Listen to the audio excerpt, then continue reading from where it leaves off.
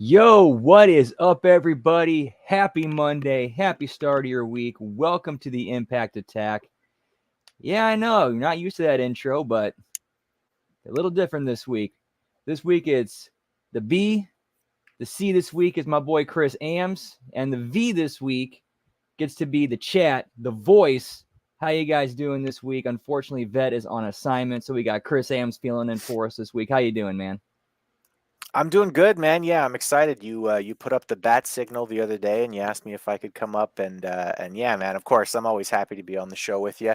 And I'm nervous filling in for the vet because it's like I have to be extra brilliant in order to make up for the lack of vet. But no, I'll just be me. So you know what? To start off being me, I'll do my own. I'll do my intro like I always do. I am Christopher Ams. That's AMBS, like lambs with no L or bullshit first thing in the morning. And don't you worry, folks. If you ever forget how to spell my name, I'll just remind you at the beginning of every show. So thanks for having me on, Brandon. I'm excited to be here and excited to talk some impact. Yeah, man. It was an interesting show this week. A lot of different ups and downs, a lot of different things, some ups and downs. Times they got really real, as we'll get into later. But let's take a moment and acknowledge the chat and say what's up to everybody who's here. Looks like we got Jerome Hall in the house, Lisbeth, Javi Uchida, Labra. How you guys doing? Happy Monday. Whoop, whoop. What's up, y'all? Man, so anyhow, you hear anything interesting happen in wrestling this week? Nothing at all ever in the world of wrestling happens. There was no potential gun charge that was levied against a really famous tag team or anything. Nothing cool. That was crazy. I gotta say, man, and the thing that was really frustrating for me was, so it was like the next day is Collision, right? And so I turn on, no, was it Collision? Yeah, it was Collision.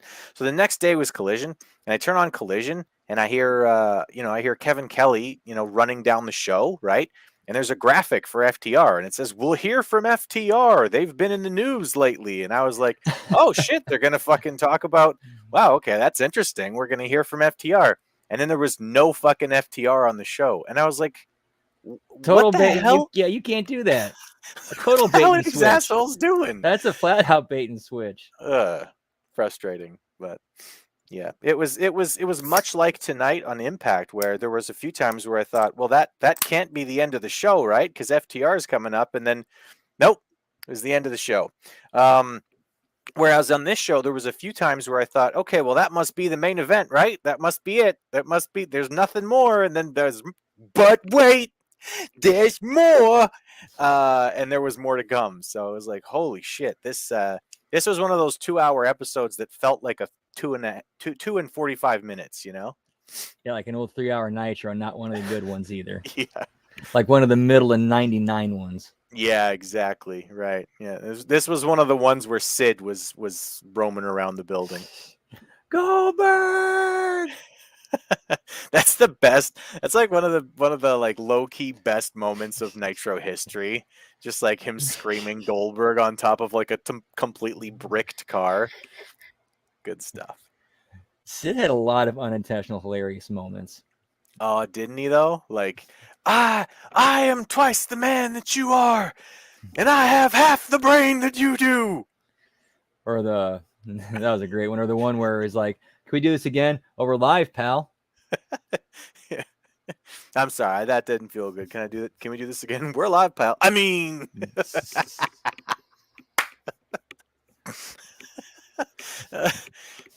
good stuff. Yeah, I've gotten a little bit more appreciation of Sid's work going back watching wrestling bios, the reliving the War series. And there's one promo, no joke, where he said, "You have to hit or be hitting. You have to kick or be kicking." He's just, Sid. Good old Sid. I don't know. Like, I wonder if Brock Lesnar actually like cut promos the whole time, because like I've heard that comparison before, like the Sid to Brock comparisons. But like Sid always kind of cut his own promos, and like you notice it because his promos were terrible for the most part. Like I wonder if Brock had to cut his own promos the whole time, if we would have thought of Brock as like kind of a joke because he would have said some stupid shit. I don't know. No, they were very smart in protecting Brock when it came to his promos very early on. Oh yeah, no doubt.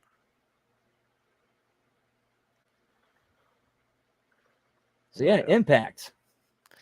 Impact. It's a wrestling show that's owned by a Canadian company. So I get to see all of the Canadian stuff happening. So I get to watch the show, then I get inundated with other Canadian stuff, and it's always, what I always notice whenever I watch this show is like, man, this show is definitely like it's on late somewhere because like the commercials are like, the X hose. It can be kinked in 700 different ways and it'll still pump water for you.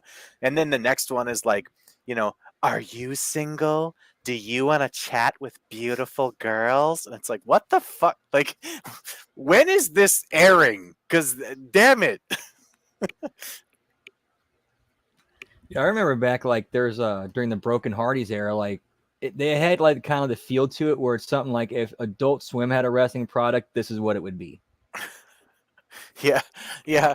No, I definitely see that. Yeah, and for the Broken Hardy era, for sure, because that was some just funny shit, right? Like, crazy out of this world kind of like, what are they even attempting here? But like, you love it, right? You're watching it and you're just like, man, this is stupid, but it's fun. It's like And they from here's the thing too.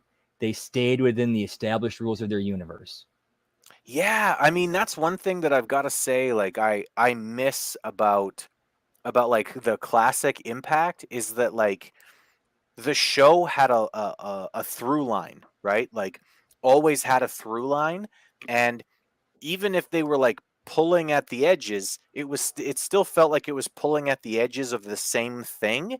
Do you know what I mean? Whereas like now, you had mentioned like when we were talking before that it seems like there's like one thing going on over here and then it's in like a totally different universe from whatever the fuck they've got going on over here, and then like there's something else going on over here and none of them seem like they could possibly exist in the same show, but they're all there anyway. Yeah, and they never interact with each other unless they like, happen to bump into each other backstage. It's like, hey, let's have a match, and then it doesn't go anywhere after that. Right. Or it's a situation where everybody's bumping into everybody backstage, like with the sort of uh, you know, they had a segment tonight. I'm sure we'll get to it, but it was like, here's Moose and Myers, and then they're talking to Santino, and then the guy who they were talking about just so happens to be there, so he shows up and has a conversation, and then he leaves, and Moose leaves, and Myers is still there, and Myers starts talking to just Santino, and the guy who he's talking to Santino about just so happens to show up. So it's like, can we get a little less contrived about this shit? But I mean, that's Impact, man. I'll tell you something that really stood out to me, and I mean, like I said, we'll get to it and we'll talk about everything in detail. But what really stood out to me is that there's segments of this show, and it seems like they're taking people off the street to train them. Like there's segments of the show where like, man, these people need reps, and I'm not knocking them. I'm not saying boo on them. They'll never turn into anything. Maybe they turn into superstars, but they are clearly at a stage in their career where like they need reps. And then you get Moose. And it's like, fuck, man. It's like I went to an indie show and The Rock showed up. What is going on here? The level of difference between Impact at its worst and Impact at its peak, that's probably the biggest differential of any wrestling show that I know. Of like when it hits, it fucking hits out of the park. And when it misses, it looks like T-ball. It's bad. Yeah, it's Moose is a diamond that I don't know what he's doing there. I don't know what he's doing there. It's crazy to me, man. Like every time I hear about his contract coming up, I have this hope that he just Oh, goes. it ain't coming up. Did you hear about his I deal that he know. signed? No, it's like he's basically there forever now. Like he's gonna be an Impact until basically he retires. It's like I don't get it. But I Then make him the guess, face of your company. Build the entire thing around him. He ain't going nowhere. yeah, no, exactly. And And he's a guy who can draw. he's a guy who can draw. He's a guy who can work. He's a guy who seems to be very unselfish. I mean, every time I've Yeah, watched I mean, Moose, if you talk about unselfish, look what he did for Kevin Knight tonight man, and you know what's funny is like on the show. I'm watching that match and I'm thinking to myself, man, um, I think Moose is gonna lose this match, right? Like that honestly like went through my mind a couple of times. And it's funny because the last time I did the Impact Attack, I watched a Moose match, and it was so close that I thought while I was watching it, man, Moose is going to lose this match. Like, so he does a good job selling, first of all, like making you believe that he could actually lose. But also, like, he doesn't have to make these guys like that. He could just be very selfish and say, listen, like, you guys are in here. You guys see what contract I'm getting. I'm the only one with a real contract in this whole company, right? Now give me the belt and build around me. But he seems to be very unselfish on top of it. So fucking A+ to Moose, man. Yeah, and good for him on that. The thing is, though, doing that would be what's best for the company. Yeah. No, it is. And that seems to be what he's out there doing. He's out there trying to build other people so that they can get on his level. So that's what you want out of a professional wrestler. That's what you want out of a locker room leader, right? Mm-hmm. Yeah, for sure. So what do you say we get into Impact? We've talked about it enough. Let's actually get right into it. Let's do it. So this was first couple of matches. I thought this was really odd in the way they structured it. Is there's no entrance for Deonna Purrazzo, and we open the show with King just in the middle of her entrance, which I thought was a bizarre thing to do. And then we end up having Purrazzo going over with Venus de Milo. What'd you think? I liked this match. It's I've been watching basically SmackDown and the AEW shows. Like that's basically like what I watch for, review purposes and that. And I try to just stick to that because if I put too much wrestling in my life, I go a little nuts. Uh, so, you know, I've seen basically like two really good women's matches in the last 2 weeks, right? And they've both been on Collision. So tuning in here, I see women's wrestling and I automatically start to sort of zone out. And I got to be honest with you, man. Purrazzo got me back. She got me back in this, and it wasn't perfect. There were definitely some moments where I went, "Ooh, that looked a little rough." Um, but for the most part, like they got me in that I was interested to see what happened, and I don't know if this is like a new arena that they're running, but I was kind of interested in like the background of like what they were showing.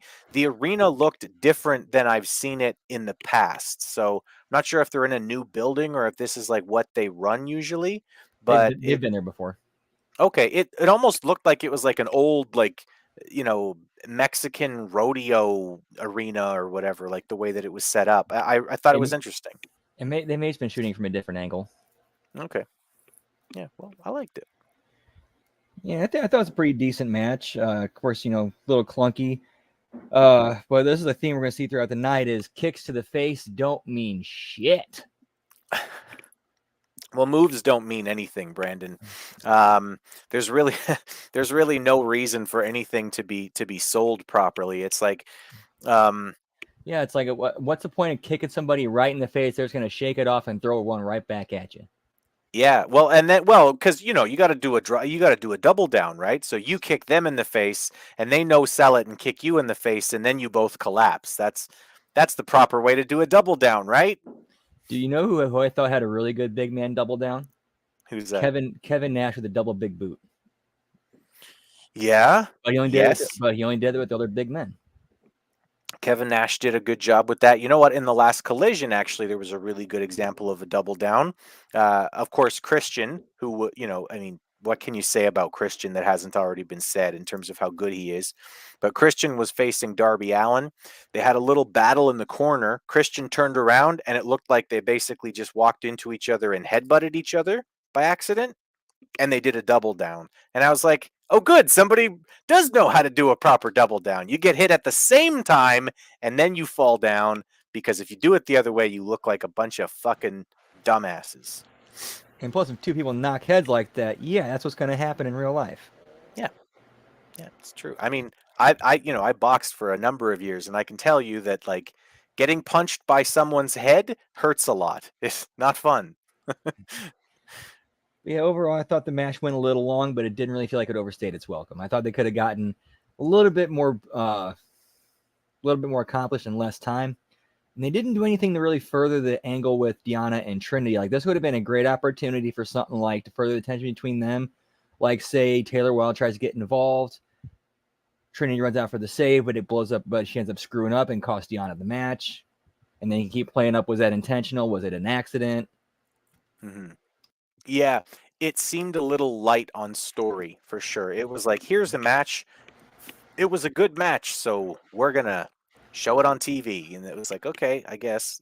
I mean, it was a fine match. Again, I'm going to reiterate that, like, of the really good women's wrestling match, this was probably the third best women's wrestling match I've seen in the last 2 weeks. So, good for them for working hard and doing a pretty good job, but pretty light on story. It just seemed like a match. And I haven't been watching Impact regularly. So, like you just said, it didn't further the story. I had no idea there was a story, which tells you exactly that you're right. It's a little bit of one, but it's like, it's the same way they've been telling ever since. Like, they put Deonna and Trinity into a program. It's just been basically the same spot every week. Right. So it's like long-term storytelling where they just continually retell the first sentence over and over and over and over again before they actually start telling the story, so that they can tell people that it's long-term storytelling, even though it's just that the people don't know how to book shit. Right. Weekly episodic storytelling has to be it moves forward every week. Mm-hmm.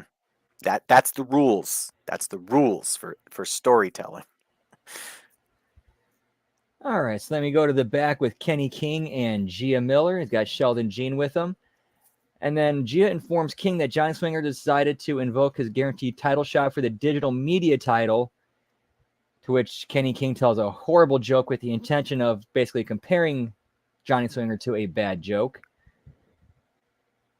Yeah. And it looks like... Do you know what you call a man with no nose and no body? Nobody knows. Nobody knows. Terrible. That's even bad for a dad joke. That's, not good. So yeah, we'll be seeing that match in the near future. Not sure when that's going to air, but they kind of might have planted the seeds for a title change by throwing Heath's name in there, because he might get involved in that.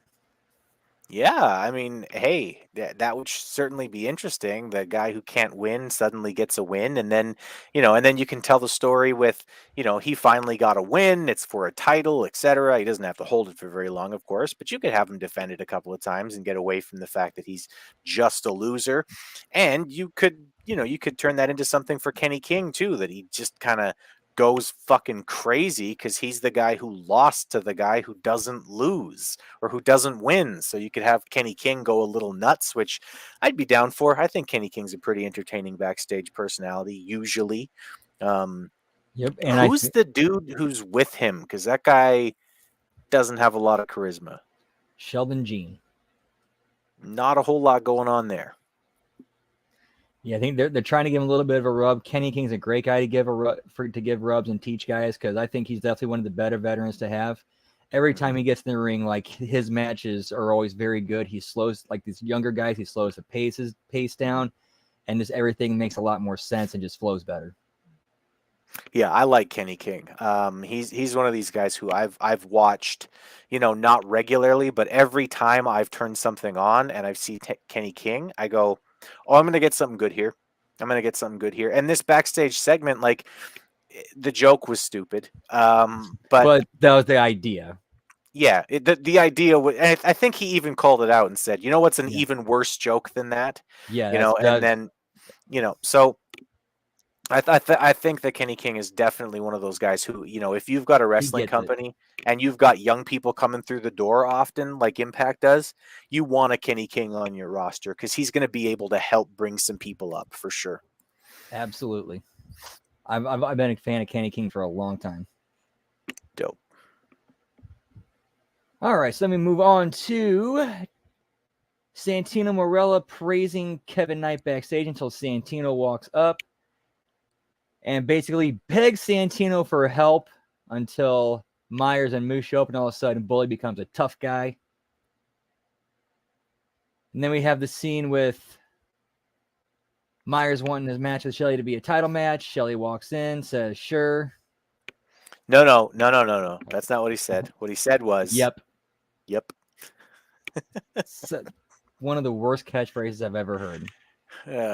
It's like it's a blatant ripoff of 3 other people's catchphrases, and it's the worst possible version of it. Like, Daniel Bryan going, yes, yes, yes. There's excitement there, right? The crowd gets into it, and he looks like he's hyped, right? Or And that was, LA, and that was just LA him. Knight with the yeah, right? Like people love that too. And this is the worst possible version of this gimmick. Also, too, that reminds me, their world champions, male and female, got minimal to no screen time on this show. Trinity, I don't think we saw her at all. Alex Shelley, that was his only spot right there. Yep, that was it. That was it for Shelley, and 0 from Trinity. Didn't see her tonight. What are you guys doing? Hey, they're highlighting all of the young, up and coming talent like Bully Ray and PCO. One thing I thought was interesting during this promo is that they said that there's the last spot on the show was just filled. It's like, wait a minute, how do you have a show running? You don't have all your matches like laid out. Hey, we showed up, and I would just love for like at least one episode for Santino to come out and just be like, hello, people. Listen, here is the problem. We didn't book enough wrestling for the whole night, and so I will give you stand up for the last 10 minutes, okay? All right. And then just start doing stand up for 10 minutes. Like what do you mean there's a last spot on the show? We're a half hour in. How are you not panicking? Like, yeah. Now, if they wrote that into the show and made that part of the show, okay, that's one thing. Mm-hmm. Yeah, exactly. If you want to make it a situation where, Santino's backstage and you show him at the beginning, you fade in off of, we on the night. And then there's Santino and he's in the office and he's like, and he's got papers flying and he's like, we don't have enough match for the main event. We have nothing going on. I don't have 15 minutes to, and then somebody walks in and then asks for it. And he says, oh, you know what? I have perfect situation. I need 15 more minutes. You can have this. You can have that. That's great. And then, in the end, you can just have him like sit back in the chair, like, you come up with any creative situation to get there. Again, like it took you and me less than 30 seconds to come up with something that would have been better than just Santino randomly saying, oh, I have a note of 15 minutes tonight. Okay. Yeah, or just like he's on the phone with somebody. He's like, your flight got delayed. You got pulled over. You got arrested. Yeah. You can't make it what to the do show. You mean you got arrested for flashing someone with your gun? Hey, like we can bring it all full circle here. We can make fun of wrestling together, right? Like,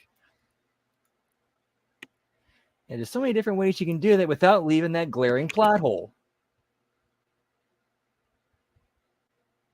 Yeah, absolutely. Just, like wide open. Like what, like, if you're watching this with any sense of like creativity, that's a question automatically. Well, what do you mean you've got 15 minutes? What were you going to do with the 15 minutes? And what happens next week if you don't have the 15 minutes, if you don't have something to plug in that 15 minutes, you start asking questions and then unfortunately a lot of wrestling shows fall apart pretty quickly when you start asking critical questions. But yeah, this is one that they could have done something with, just a very simple, let Santino and you can let Santino just kind of go for a bit. He's pretty good, Yeah, like just off the top of his head. He can, you know, he can improv pretty well. You could give him just like, a 30-second video and just tell him like, yeah, we're going to cut to you live and we're just going to do 30 seconds. You're panicked because we don't have 15 minutes or whatever. Go. And I bet you he would knock it out of the park every time. absolutely. So we go into our next match is the Knockouts 3-way. And again, this is kind of like weird structuring because we got almost no entrances. Evans and who else was in this match? Jessica are already in the ring. And we get entrance from who get the entrance from Killer Kelly, and that's about it. Mm-hmm. Goes less than 4 minutes, and yeah, this was just a cluster. Yeah, this was all over the place. First of all, I don't know the other two women in the ring. I don't have any idea who they are or what their problem is. I have a very small, like not quite a memory of who Killer Kelly is. I want to say I've seen her before, but I don't really remember. Um, the entrance was interesting. I mean, whatever they're doing with her and Slamovich, that looks pretty fun, pretty pretty wild, pretty crazy. Um, but then maybe do something with it in the match, especially if it's just going to be a 4 minute, quick in and out thing. And yeah, I mean, I've seen a lot of bad women's wrestling in the last 2 weeks, and this was yet another example of bad women's wrestling. And plus, you got Evans, they're trying to build or they're trying to push as this badass enforcer. When she gets beat and bumped around, like, come on, she's dead in the water. Yeah, I mean, it's just like, when Diesel first showed up in the WWE and they had him jobbing to Doink right Yeah, away. remember that? Yeah, Did they remember? really? No, Oh, no, of course they didn't. I would say Vince, at least Vince during that period is smarter than that. Yeah, yeah. Listen, Vince is a piece of shit human being. He's still kind of smart when it comes to wrestling. I mean, he's still kind of smart. You can say you can give him his flowers, just not in person because he'll molest you. But you can give him his flowers. Here, sign this, pal. Uh, So yeah, then we cut to a Dango vignette, one of his new docu-style interviews, which he's been doing fantastic. Where he makes fun of Jake something. mhm. Says what would happen if Mike Awesome's name was Mike something? What would have happened? It's a good question. I liked this video quite a bit. I thought this was clever. And I've been saying a lot lately on all of the shows that I do. I know wrestlers want 15 minutes in the ring. I know that's what they want. I know that's what wrestlers think is going to get them over. A really good match, man. Let me have a really good match. But I am telling you, 30 seconds of this is going to get you over way better with the fans. Either as a douchebag heel that I hate and I want to fucking see get his ass kicked, or as a face you are going to get over so much better with these. And they don't have to be expensive. Don't tell me that this cost anything to shoot, right? You probably shot it out of it from a phone And easily. and look at how well they moved along business for this guy in a 30-second video. That this was, and I mean, listen, it's a 2-hour show. This 30 seconds stands out more than almost everything else on the show. So this is what you do if you really want to get over. Take a camcorder, do 30 seconds worth of a shoot, and it'll be better for you in the long run. Like, get over with character. I don't know why people are not screaming this in every wrestling school in America. Like, get over with character. You will get over with character.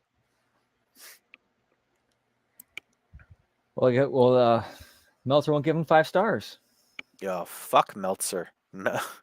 I honestly, like, every single person in the chat, like, I'm not like, I really honestly, like, I pay closer attention to what's being said in the chat than I do to whatever the fuck Dave Meltzer has to say. This chat has 100 times the brilliance of whatever the fuck Dave Meltzer is saying about anything. I have zero respect for Dave Meltzer as a wrestling journalist, as a wrestling, you know, nothing. I can't I cannot handle Dave Meltzer, and I do not understand why people pay so close attention to what he has to say. If he just stuck to basically, here's where his strengths are. He can chronicle stuff really well, and he's a good historian. If he stuck to that and kept his bias out of it, he'd actually be pretty decent. Yeah, honestly, and just shut up and stop. Just stop with the extra 2 cents. And he wants to be taken so seriously, but yet he cannot, for the love of him, shut the fuck up just sometimes, right?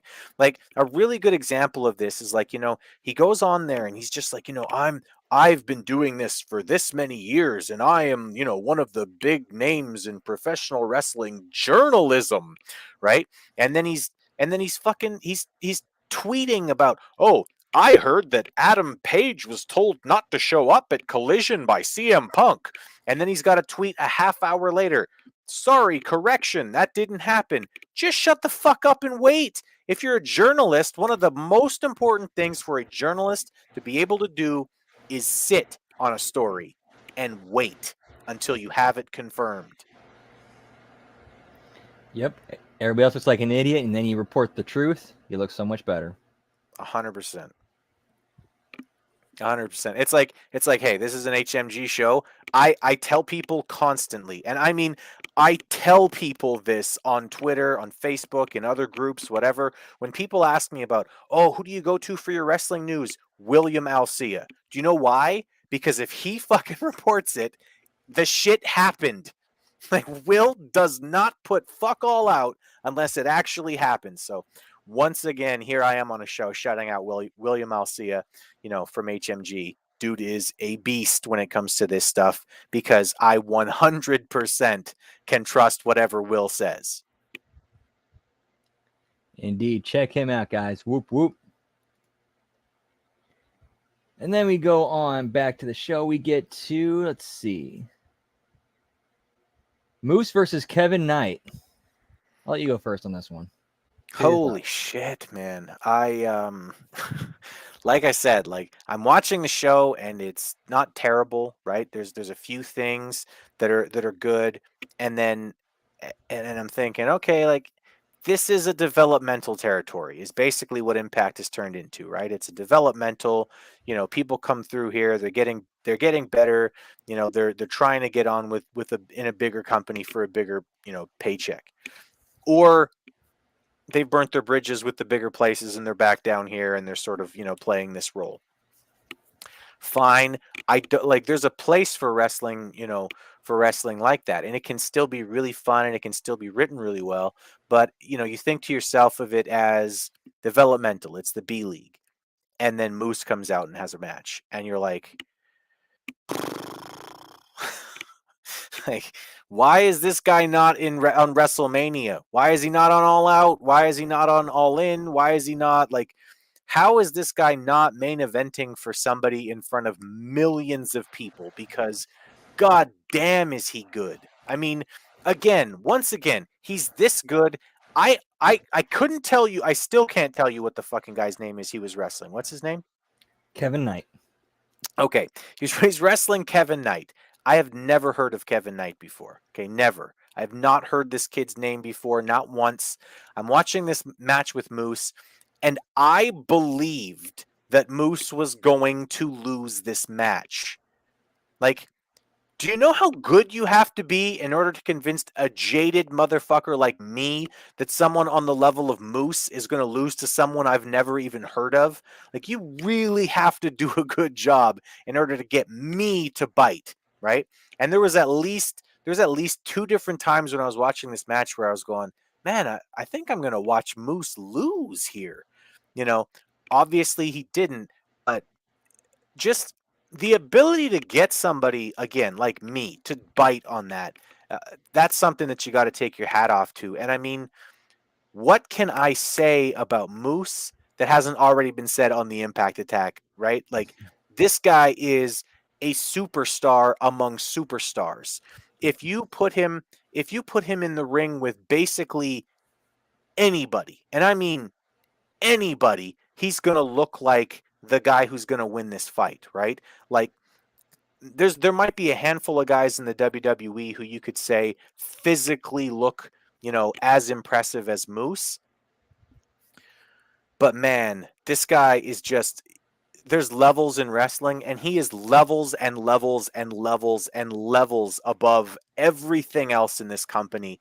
And it is shocking to me every time I watch him work, because I just go, man, this guy is so good. What the fuck is he doing here? And it's matches like this one that show why he's so good. He took this random dude and had the crowd cheering for him. He basically made a star that night.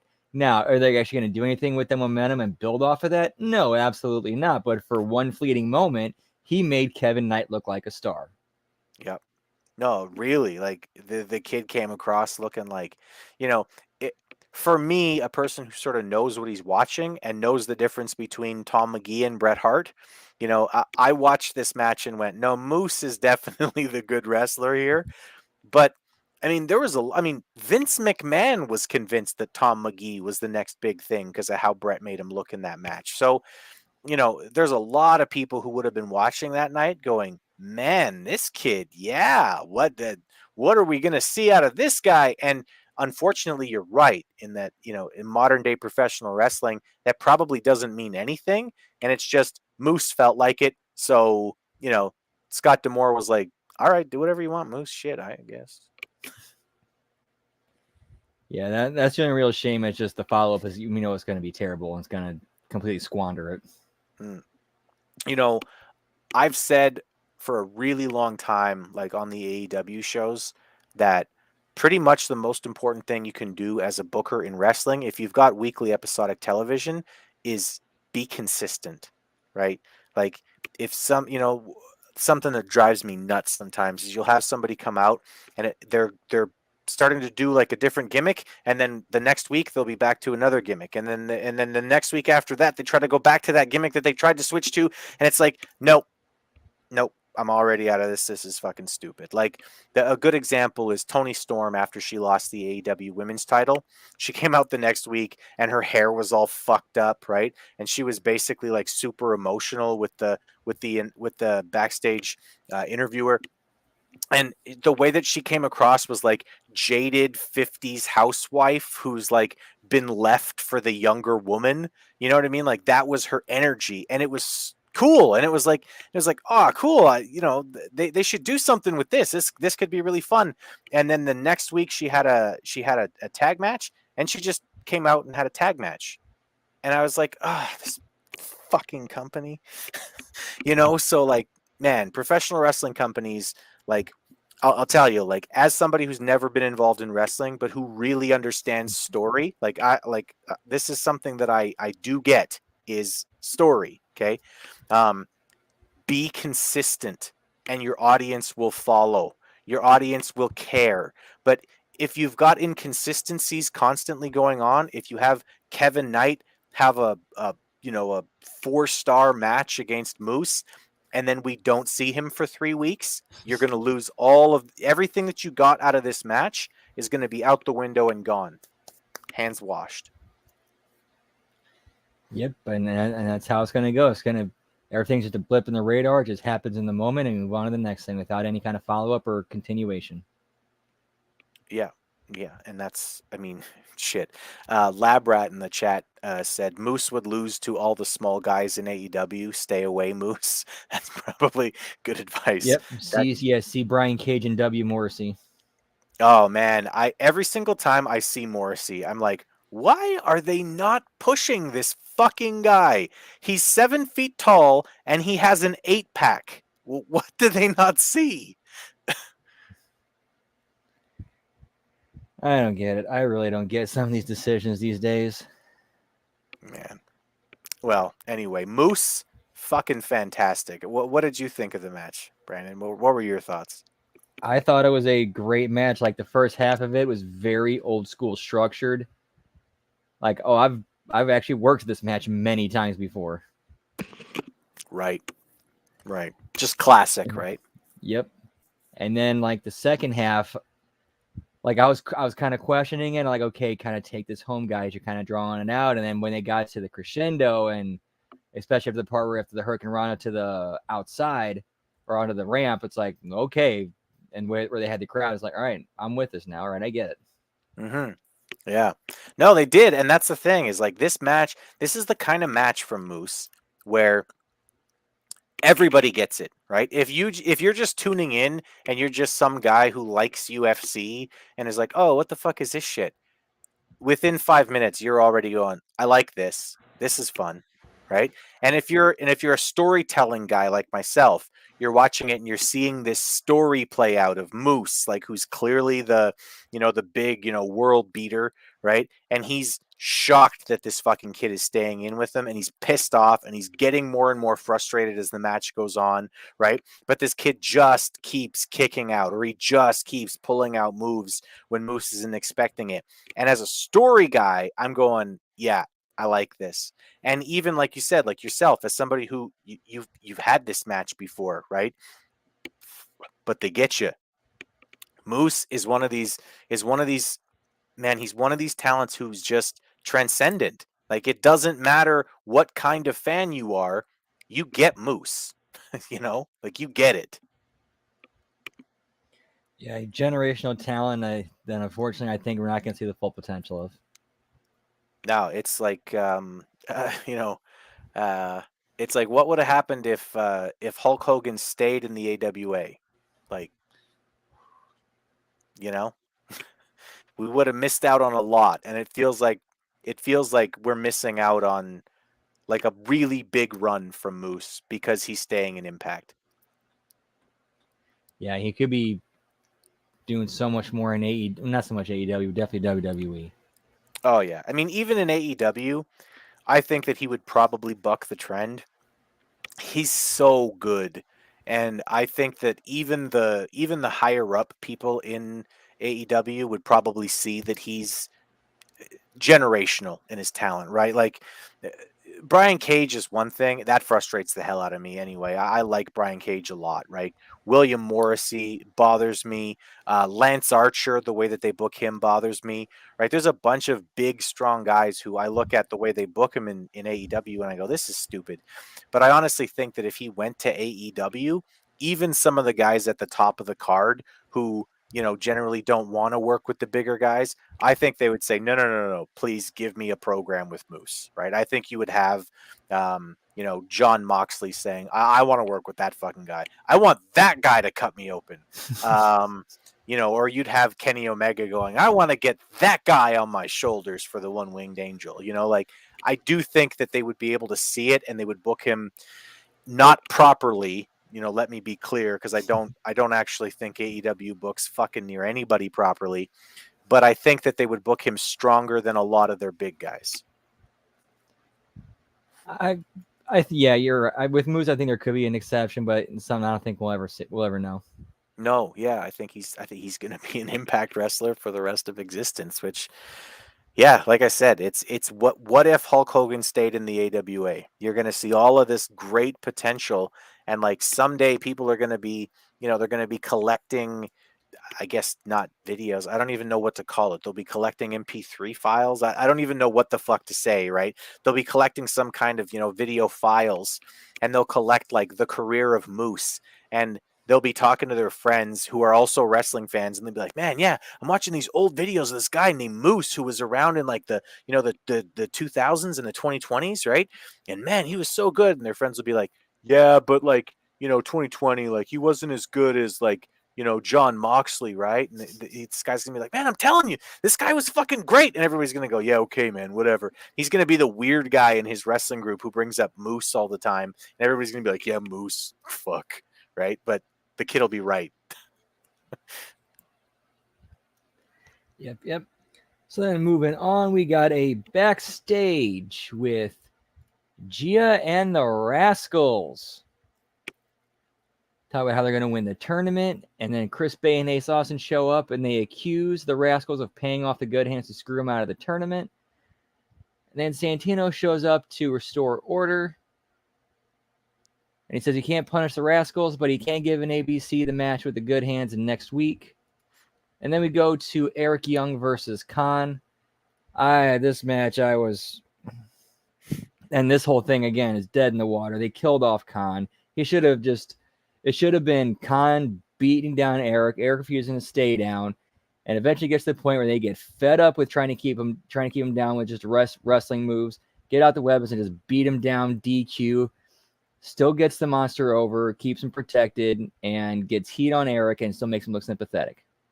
Yep. No, there's a lot of things that they could and should do differently, but yeah, this is one of those situations where like, okay, Khan. I know that some of the guys like from HMG know him from when he was training, and I know that he's well liked by some of the HMG higher ups, right? So I'm not going to be too derogatory towards him, but Right. man, my complaints are completely with the booking of how he's being presented and handled.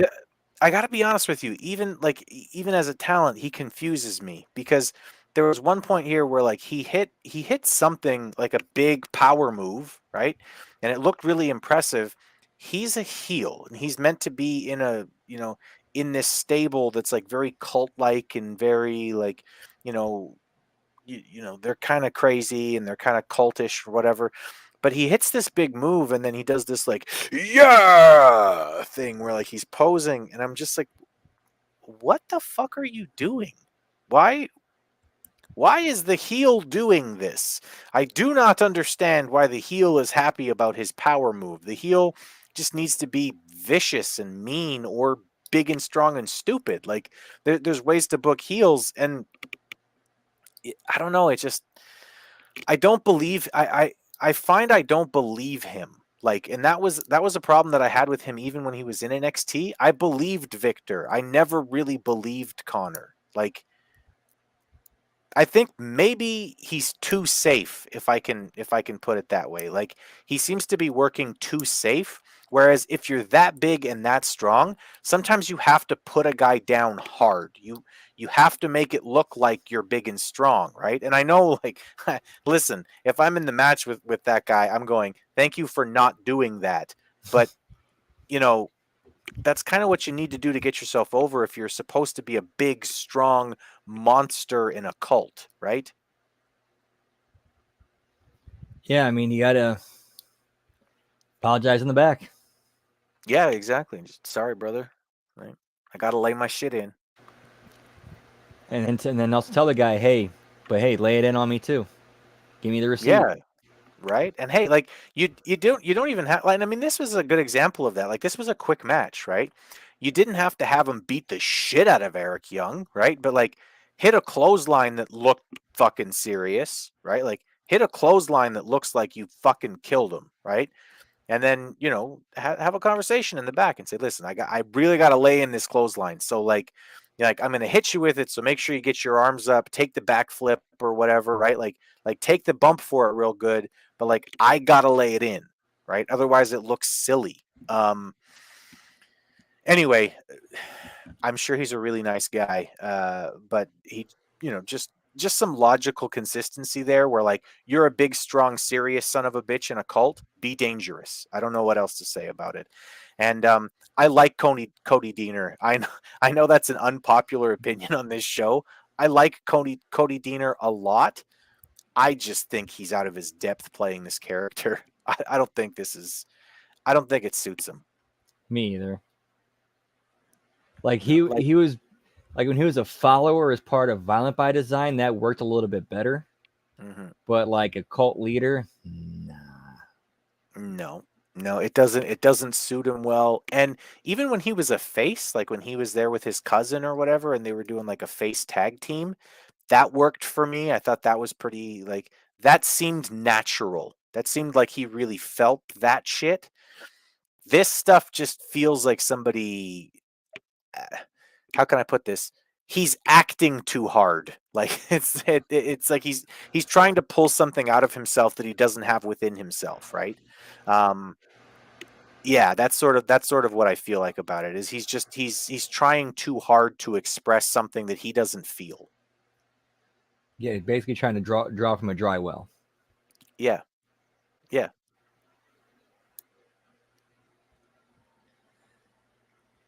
All right, so then we move on to and then I've always given, I usually give some pretty strong criticism as far as structure and flow of the show. I think they did a great job here by putting this upbeat, funny Hendry and Uemura vignette together, and at this spot in the show, just funny stuff. Hendry's great. I think what they're doing with Uemura is pretty good. Keep that underlying tension there. In fact, they can ride that for a long time if they're patient. Mm-hmm. Yeah, one of those situations that could actually use long-term storytelling, right? Like every week you can move a little bit forward and a little bit forward, and you can have them like right now. It seems like it's pretty clear that Hendry's like slightly frustrated with this kid who's kind of cramping his style, right? And you can play that off for the next few weeks, for the next few weeks, for the next few weeks, and eventually you get to the point where you know what, damn it, this kid has grown on Hendry, right? And he's just like, all right, you know what? Like, I actually like you, you stupid little son of a bitch, right? And you have them grow like a real connection, right? You can have them have like a real connection, and then slowly have it become a thing where the what the fuck is his name? Nikamura, Kikamura. Yuya Uemura. God bless you. Anyway, Kikamura can start getting frustrated with him, right? And it can start being the other way around, right? Where now he's frustrated with Hendry and Hendry's cramping his style and etc. Like you can grow this so well, but you have to allow it time to breathe. I for one, like watching this blind, right? Like I haven't watched Impact in a while. I came into this blind. I just saw a cool Moose match and I was like, damn, that was cool. I saw this fucking video and I went, that's the best thing on the fucking show. This is hilarious. This is awesome. Right? This is so fucking fun. Um, and it came across as real, right? Like Hendry, he comes across as like really being this character, right? And that makes it really fun for the audience, where it feels like the character really fits. It's like the exact opposite of what I just said about Cody Deaner, right? Like this feels like it's actually that guy. Like Right. that's who this fucking guy really is. Basically, Joe Hendry believes in Joe Hendry. Yeah.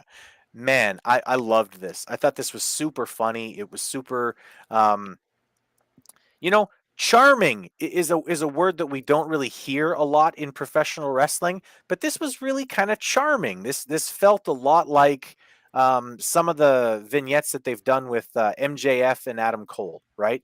Where they're sort of having a little bromance thing going or whatever, right? So it seems like Hendry is like annoyed with the kid, but he's starting to grow on him a little bit. So I thought this was great. I if I was going to tell somebody to watch two things from this week's Impact, Moose match, and then watch this video, that's it.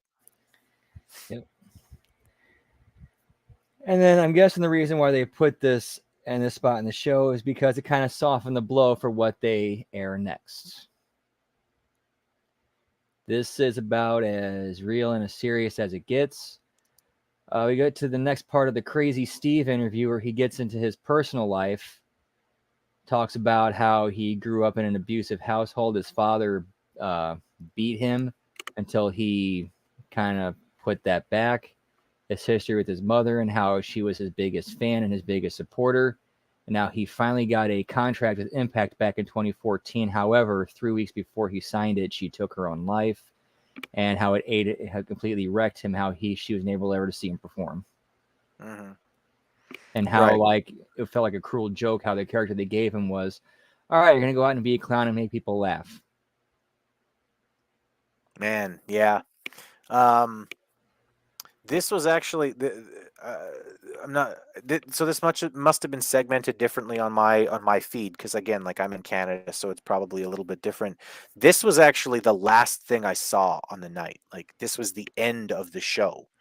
And I got to be honest with you, man. I was watching it and I was just like, is this a bit? What No, like I was thinking what are they doing here? And like I did a little bit of research because I was like, well, what the fuck was that? And I looked into it and it's like this is entirely real. And I'm just going, fuck, man. Like I watched it back and I just was like, I don't understand like Are they giving this guy a fucking title shot or something? Because like they need to after this. Like don't ask a person to open up his fucking heart like this to you. With if unless you're gonna really do something with it. Because holy fuck. Or unless he said, you know what, I want to get this out there. This is kind of therapy for me. How can we turn this into an angle?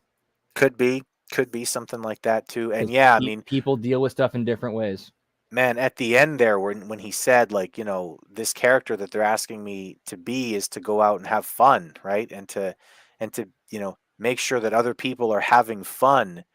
And I mean, meanwhile, this is all happening to me, and I the second time I watched it, like I had to sort of turn it off to stop myself from crying. I know I'm a big baby, all right, I'm a big baby. I get emotional, but like when I see people really hurting, like it does impact me. It is something that I feel, So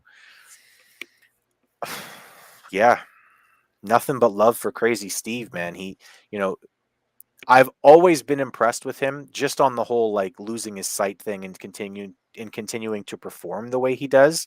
I had no idea about the rest of this stuff, and like watching it was heartbreaking. Dude, and even the interviewer was like, I'm hearing most of this for the first time. Yeah. It's crazy, Steve. Yeah, and this ends up tying into the angle they're doing with him, where they have this segment of it end with Tom asking, "Why reveal this now?" And he says, "Well, we're going to get to that," and then it says to be continued. Yeah, that was how the show ended for me. Like that was put at the very end of the show for me. So that was definitely emotional. It was like, holy fuck. I hope they give him a real push off of this, because this is. Yeah, this dude just basically sliced his heart open and put it right out there for you. You better do something with him. Yeah, I mean, God, like imagine, like I already feel like fuck, man. This company probably should have given him some time, like you know, not the next week. Okay, your mom killed yourself. Oh, but you're starting next week, so make sure you're at the show. Like, man, Or again, that could have been what he needed to do to take his mind off of it. Who knows? It's true. It's true. You never know. And you're right. I mean, different people deal with things differently. I've been involved in social work for a long time. I've seen people do some things to deal with their pain that I thought that's not the best way to do it, but it is the best way for them, and people know themselves better than anybody else does. So, but man, yeah, do something with Crazy Steve, please. I mean, do something with him, because he's exposing himself in a way that not a lot of people in the world would do. And they're using it, whether or not he asked for it, they're using it as a way to get, entertainment. So you got to do something with it. Absolutely. Yeah, you cannot put something like that out there and not go somewhere with it and actually make it mean something. Yeah. Exactly. Yeah. But this wasn't the end on your feed, was it? Nope. And then we go to a Saban. I call these indie wrestling promos because it's shot in like some random hallway in some building, and the usual the indie wrestling cadence, indie wrestling jargon. Mm-hmm. And then we got Del Samurai de Sol come in, and him and Saban end up making a match for next week. Joy. So Chris Sabin all over the place here, and then they set up a match that is exactly something that you would expect to see from Chris Sabin. So I don't need to watch it. That's all I care about. Yep, more wrestlers making matches. Something they could have easily fixed by something simple, going, "Hey, let's go to Santino so we can make it official." Right. All you Hey, gotta do. let's go to Santino so that he doesn't have 15 minutes of dead airspace next week. Exactly. Yep. Fuck. And move on to our next match: Bully Ray versus Black Taurus, and that ends with Bully Ray pinning Black Taurus after he goes for a whisper in the wind on a ladder, and Bully moves. I don't know why Black Taurus is taking these kind of bumps, and especially in a match like this that doesn't go anywhere and doesn't mean anything. Bro, we said it earlier about the videos, right? I mean, what do you get over with? Character. Get over with character. You're a fucking man bull. Like, how are you still taking ridiculous bumps on top of everything? Like, go through the table once. You know what I mean? Like if you've got to take a fucking bump, but like, how, dude? You're gonna kill yourself, and there's absolutely no reason to do it. You could be getting over with character. And there's plenty of character there to work with. Yeah, I mean, you know, there's a huge history there for Tyrus, and um, again, like you're a fucking man bull. Tell me about that. How did you become a man bull? But like, you know, like show me what your character is instead of just I'm a Mexican in a mask that looks like a bull. Cool. So I haven't heard that 1,000 times before. Yeah, I mean, and then we get the PCO coming out. Of course, he always gets his music and entrance, the lightning bolt, because why not? Oh, this PCO stuff so bad. He needs to stop that whole Frankenstein thing. It doesn't make any sense. It's getting old. It's getting stale, and he's gonna kill himself. The truth, like Brandon, can I tell you the truth about this whole PCO thing for me?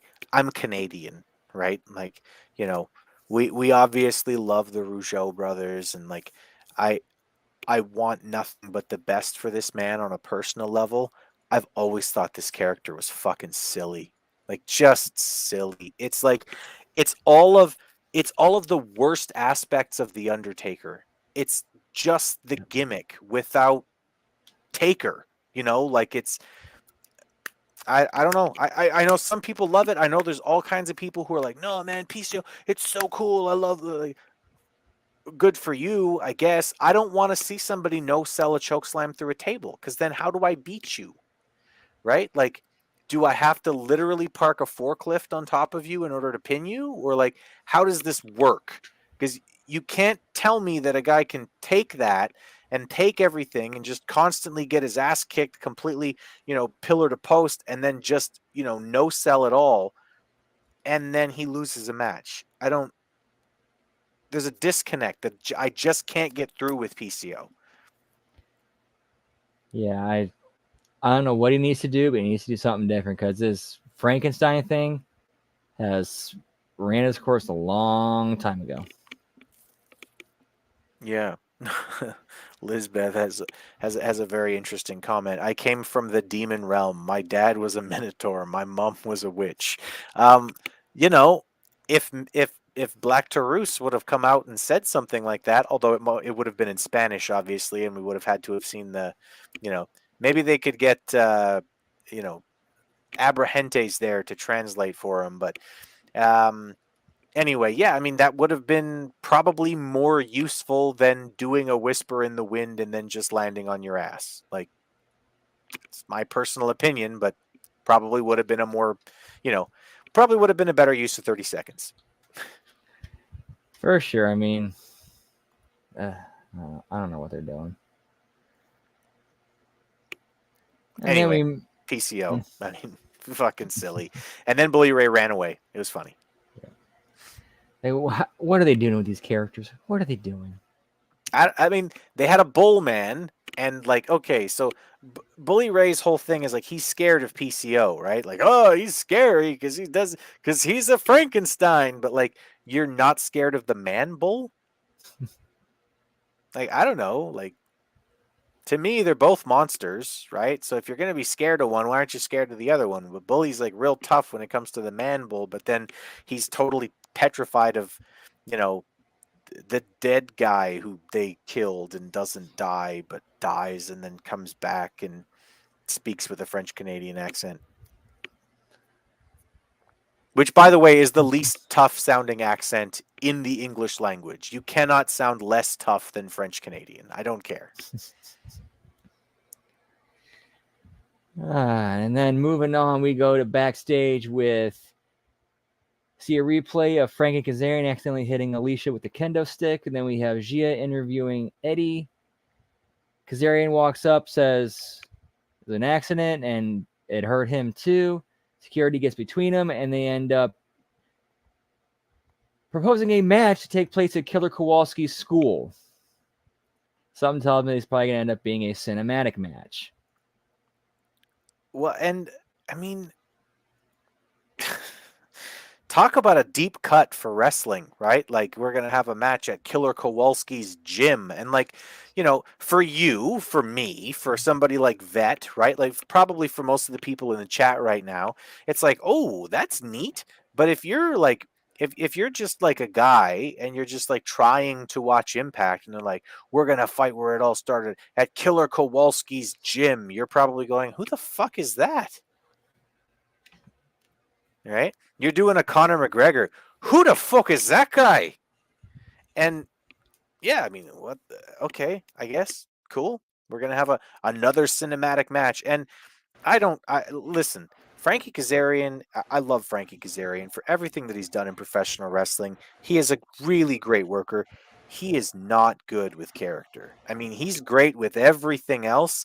Frankie Kazarian is not believable when he's cutting promos or, oh, it was an accident and it hurt me as badly as it hurt her. Like, shut up, Frankie. I love you, Frankie, but don't like, you're the exception to the rule there, brother. You don't get over with character. You just do some cool shit in the ring. And yeah, as far as I don't know. Like, it just Frank Col- gotta keep my wife safe. Kowalski's hologram on a pole match. That sounds wonderful. That sounds fantastic. That sounds like something that they would book at Impact Wrestling. Oh, man. Impact. So then we get our main event. The Rascals versus Sami Callihan and Rich Swann for a title shot for the Impact World Tag Team titles. And the Rascals go over clean, it looks like. Yeah. I mean, there was a little bit of cheating. Oh, wait, no, they didn't. Nope. Never mind. Spray paint to the face. Yeah. There's a little bit of cheating because, I mean, hey, they're heels. But this was a really good match, and I haven't seen the Rascals work together in a long time. And I was one of the people who, like, I wasn't like emotional in that, like, I cried or anything, but I was, I was emotionally invested when they broke up on Impact, when they sort of said their goodbyes. When Lee and Wentz, I think, went to NXT, it really felt like it was sort of the turning of a page here for these guys. And I'm glad that I get to see the Rascals wrestle again because they're fun. They have chemistry between the two of them, and I think that they can get over with character. These guys are guys who you can really honestly build a tag team division around, and I like them a lot. I liked this match too. I thought it was good. I don't know. It was just too much for me. A lot, just the spots and the stuff that didn't make any sense, and just they also go out and do moves, and one of us goes over. Yeah. That's a Rascals, setup right there. That's what they do. And I get that, like, Trey has been doing like a heel character for a while, and it would have seemed jarring for Wentz to show up and then they turn back into faces. But I think that the Rascals work better as a group as faces than they do as heels. That just there's something very very disconnected about them as the bad guys in a story, because I want to still see them as like the goofy idiots from the treehouse. First, when they said they got back together, they did a promo where they said all that treehouse stuff's done. Right. And why? Like, does it have to be? And did you have to say that? Like, why not leave the possibility open in the future? That's what I don't understand. They're closing the door on something that made them famous, got them hot, made people in the professional wrestling world want to see them, want to follow them, want to know what they're doing. And we're just going to straight up close the door on it without any explanation as to why. We're serious now. Well, you shouldn't be. You were fun.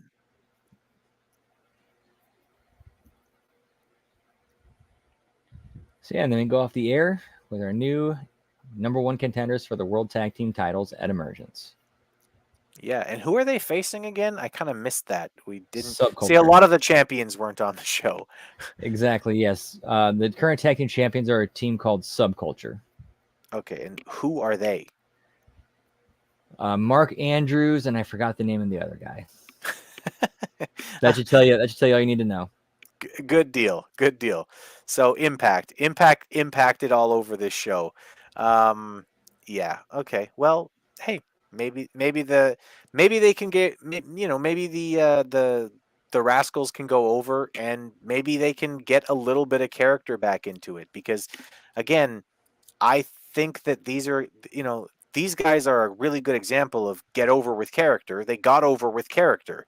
So do something with character. I mean, even if it's a progression to, like, well, we were in the treehouse, and now we're going to do something very similar, but we're going to be in the club taking shots or something. Do you know what I mean? Like, something you can do a progression of it, so that it doesn't seem like you're just repeating something you've already done, but you clearly got over with character.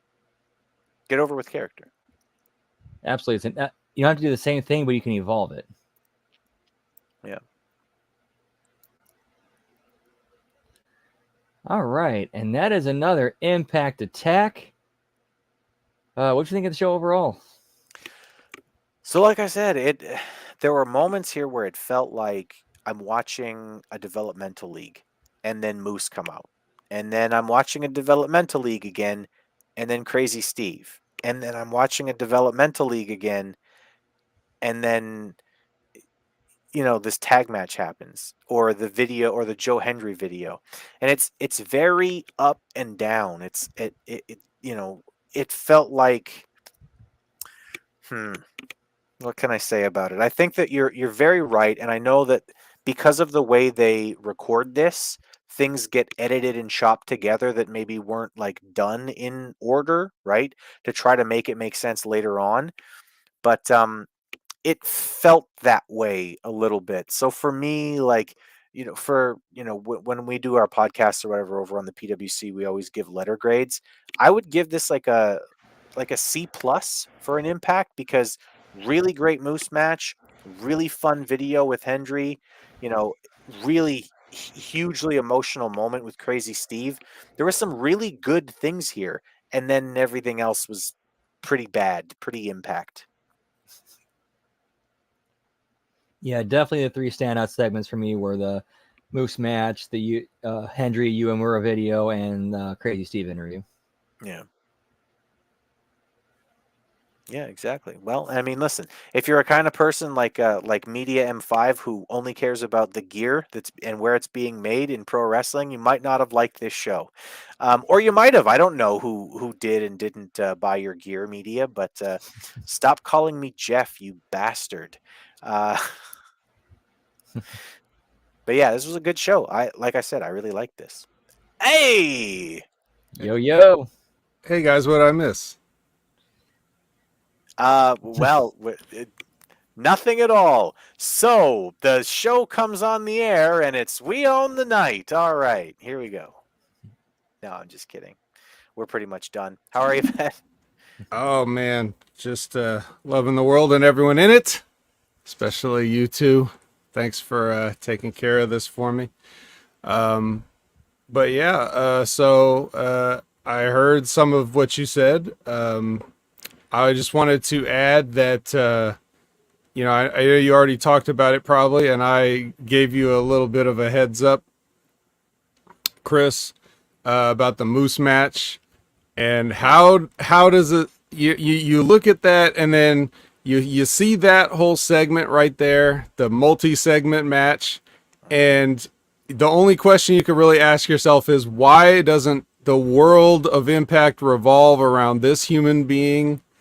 It's a complete and total mystery, as you got fucking, the guy with a charisma of a wet dish rag, Alex Shelley, walking around with a championship. Why would anybody want to pay attention to that when you have a Moose right there? And we had to give multiple segments to the fucking Frankenstein's monster. Multiple.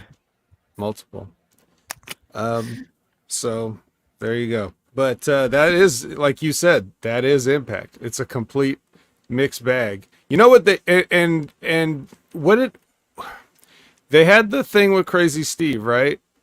Where I'm just like, as much as I feel for Crazy Steve, I'm like, what are we doing here? So you say all this, and then you're like, I assure you, I'm not a clown. It's like, oh, so you just continue to paint your face and act like a clown the entire time, including right now in this 3-part interview, you know? And then what was the next, Brandon? What was the next segment right after Crazy Steve's heartfelt interview? Let me pull my notes back up. Another one we had right before it was the Hendry Uemura video. We go to Saban with the indie wrestling promo. Right, and doesn't somebody come in and they book their own match there? Yep. Samurai del Sol. Right. So we he's like the guy's like, you know, hey, I know what these people would like. Since Leo Rush is not here, let's have a match next week. Okay, well, you know that you're taping all this in one day, but the fans aren't supposed to know that. So did you guys mention that one? I don't know. Yeah, it would have been, if you want to take Crazy Steve seriously, maybe they should put that right before the Moose match. And then be like, oh, okay, I see what they do here. But in any case, that's neither here nor there. We don't need to rehash that. I thought as long as I jumped in at the last second, I could give you guys some bonus content because I know you probably didn't, but I watched Multiverse of Madness too. So I can give you like a quick results rundown, handwritten notes on Multiverse of Madness too, if you're interested, or I could just leave. No. This is your show, Vet. What are you talking about? Oh, You're so welcome. Like I've been worried about being brilliant enough to make up for the fact that Vet is gone. I've been trying so hard, actually. The Media M5 said that I was coming across like Jeff because I was talking too much. I am hurt, by the way, by that insinuation, Media M5. I am hurt. I am betrayed. Okay. There's one important difference between you and Jeff Lippman besides everything, but that is that when you are talking for a period of time, it's usually about something interesting and that has a point. Yeah. Okay, so never confuse the two men, Media M5. Okay, but yeah, so I could go ahead and do a quick little. It's only going to take a minute. A multiverse United recap. Okay, we start out with Chris Sabin. He wins a scramble with a bunch of guys for something that we don't know, but it was cool. We got to see a bunch of guys do their entrances. El Desperado was there. I don't know who else was there. Moose and Fat Eddie went over the Mighty Don't Kneel's Shane Haste and Zack Sabre Jr. So that was a fun getting to see Moose and Zack Sabre Jr. in there. I don't know if I'd ever seen that before, so that was cool. Not as good as the Moose match on this show, but then you had now this right here was the highlight of the show. I should almost just stop right now and circle back around to it after I go through the rest of this. I think I will. That's a great idea by me. Thanks, me. We Good have job, thanks. Appreciate it. We have Sammy versus Doki in a Philadelphia street fight. Oh, did I mention this took place at the 2300 Arena? Yeah, Sammy Pyle drove him on a bunch of chairs that were not folded and stacked. They were unfolded and set up. And yeah, both these men are ridiculous. Yes. United Empire's TJP and Francesco Akira defeated the Mighty Don't Kneel's Robbie Eagles and young boy Kosei Fujita. So that's nice. We had a big mess of a match, like a 10-man tag or something. It was DKC, GOD, PCO, ELP, and Josh Alexander versus the Bullet Club.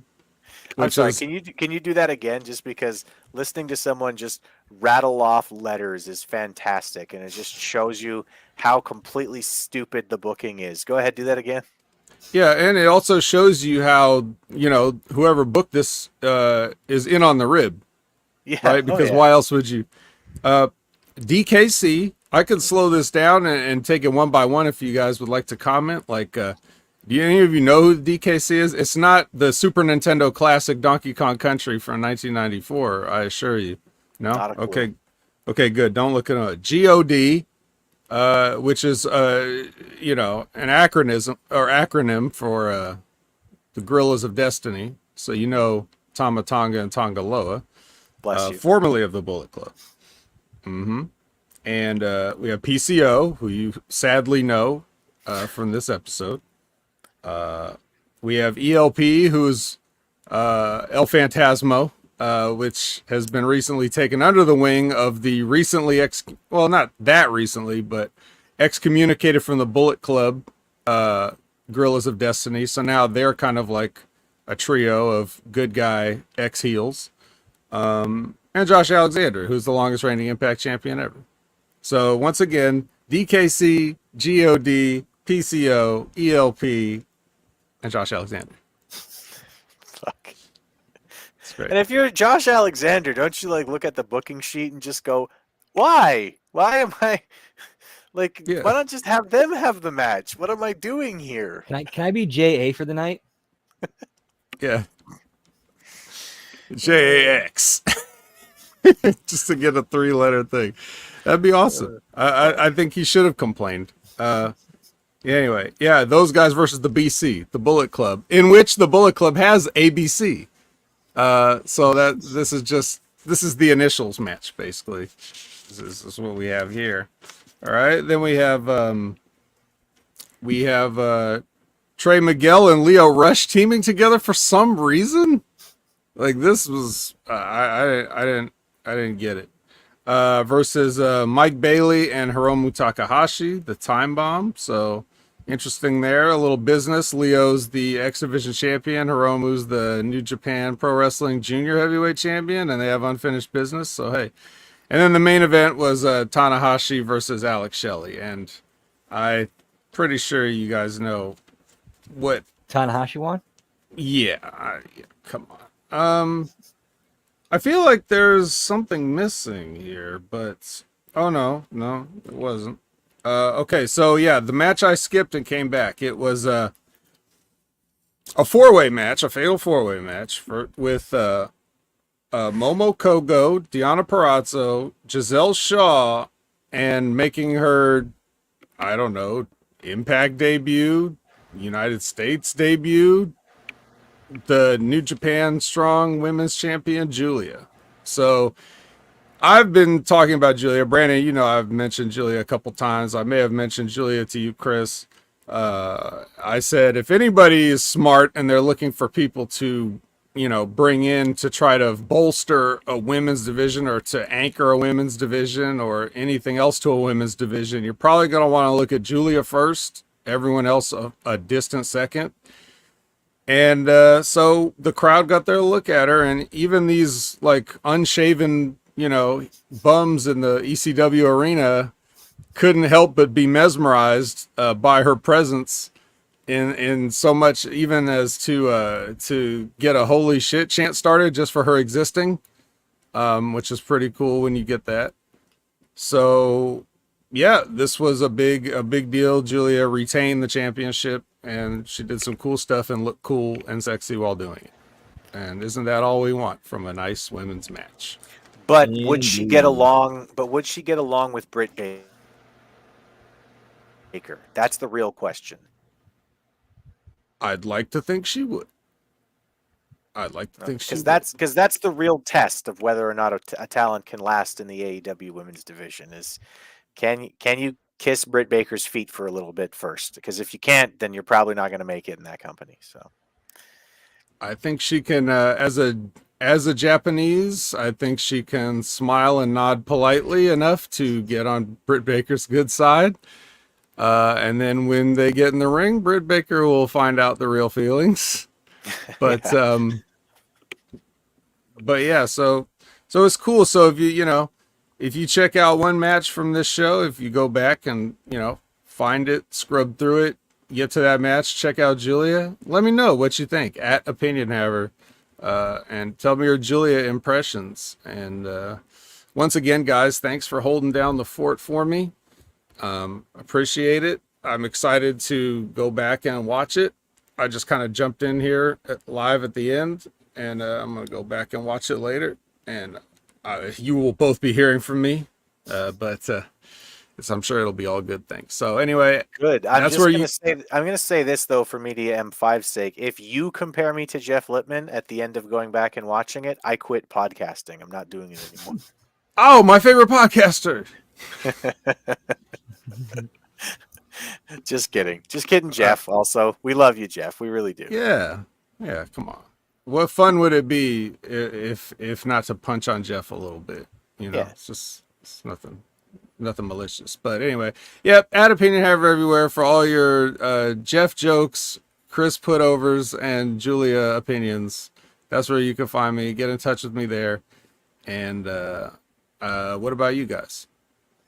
As usual, you can find me on X, got it right that time, at Transarchist Tia, as well as on twitch.tv/Miss Tia the Transarchist, and at Substack at HMG Brandon. All right, and you can find me on Twitter. I'm at ChrisAms1. You can go there to see everything that I have to say about pro wrestling, politics, and whatever the hell else comes to my mind. You can also find me on the PWC network, and right here on HMG and channelattitude.com, where we do a number of shows. But the number one thing that I want to focus everyone's attention on, if you want to follow me, if you want to see what I'm doing, Sunday mornings, 10 o'clock Central Standard Time, after the collision, we sift through the wreckage. That is the show. That is the name of the show. And that is the show that I want you to go to if you want to hear more from me. So please go check that out because it's awesome. You can enjoy the reviews of the succulent Jay Mignon on a weekly basis. He's been great, by the way. He had a really good match this last week on Collision too. And yeah, I got to say, like when he first showed up, I was like, I don't get it. I don't see it. And then there was a point where I just went, oh, I see it now. I get it. I do really get how good this freaking guy is. And it's the little details. It's the little attention to details that I noticed with him that are just so good. Like last week, he was like leaning down to do like an interview with somebody in the backstage. And then at one point he just like you could tell like he was a little annoyed that he was down there. And then he just kind of like grabbed it and like pulled it up and was like, like he didn't say anything, but it was just the little detail of like, fuck, you suck at this job. It's up here. And just so good, super good. So, I mean, yeah, he's definitely won me over. Very nice.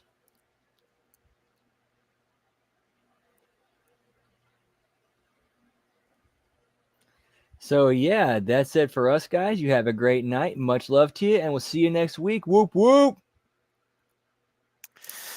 Ole.